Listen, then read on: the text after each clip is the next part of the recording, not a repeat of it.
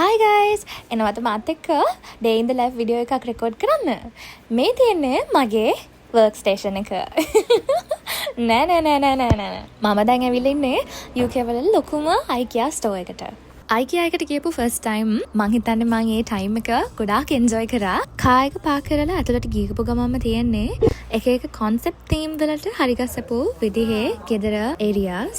සාමාන්‍යයෙන් kitchen area එක, back garden එක, living area එක, අපේ washrooms, bedrooms ඒගලන් ඒ විදිහටම decorate කරලා තියෙනවා. Dining rooms, dining tables මේ වගේ prototype food plates වලින් ඒගලන් decorate කරලා තියෙනවා. ඒවා prices ම ගහලා තියෙනවා. මං කියන්නේ food plates ගැන නෙමෙයි.